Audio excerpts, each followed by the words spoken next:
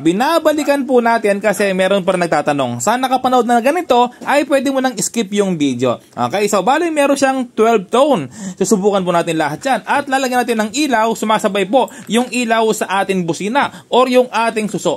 Okay, so unang step mga ka-repairman ay meron siyang 4 na wire. Ito yung ating positive, yung kulay yellow na yan. Pero red po yan, di ba? Okay, so red po ito, positive. Ilalagay mo ngayon sa positive ng battery. Ito yung ating battery, positive, no? Kung inalis mo yung dalawang wire, 'di ba? Naka-install sa motor mo 'yan. May dalawang wire, 'di ba? O, kuha ka ng tester mo, ganito. Testerin mo siya dalawa. Okay? I-cut mo dito tapos yung wire na pinag-cut mo, testerin mo. Hanapin mo yung positive negative. I-select mo ng DC. Okay, so DC po siya, 50 volts. Kapag po gumalaw ang tester habang binubusina mo, ibig sabihin po, tama yung polarity. No, kapag po bumaba yung ating kamay, the tester, ibig sabihin po, baliktad.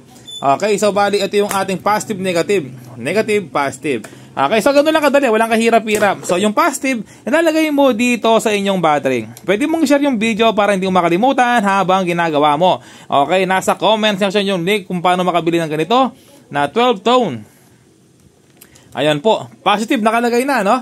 Okay, tapos ang sunod po natin ay ganito. Ito yung ating busina. Ayan, no? So walang polarity yung mga busina, no? Walang polarity. Basta't ilalagay mo lang yung isang wire dito sa ating negative. Ayan, maganda kung tama na, no? Kulay black. Ayan, negative po, no? Isang wire. O, isang busina po to, ha? Yung susok, ito. O, tapos ilalagay mo ngayon, ito. Meron siyang red tsaka red ba to? O, meron siyang red ba to?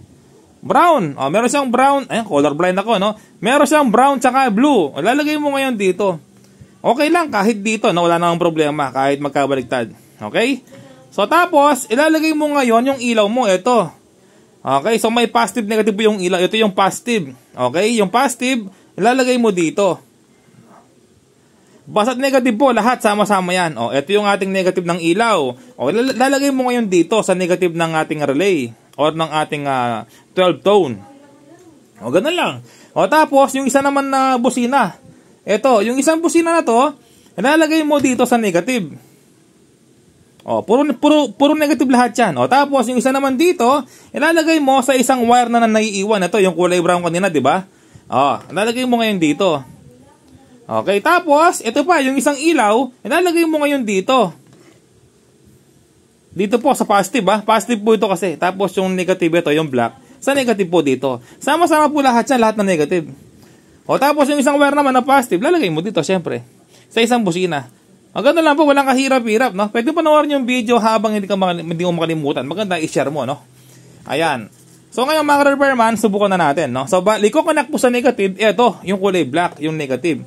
Okay, kapag nilapit ko po sa negative, tutog na po yan. Okay, so subukan natin lahat ng channel.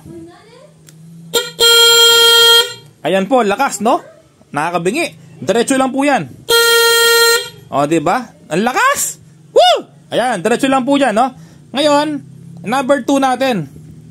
Number 2. Ang lakas! Number 3.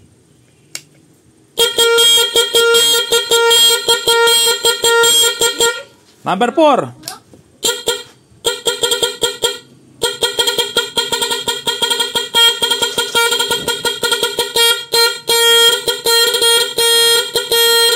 Number 5. Number 6. 7. 8. 9. 10.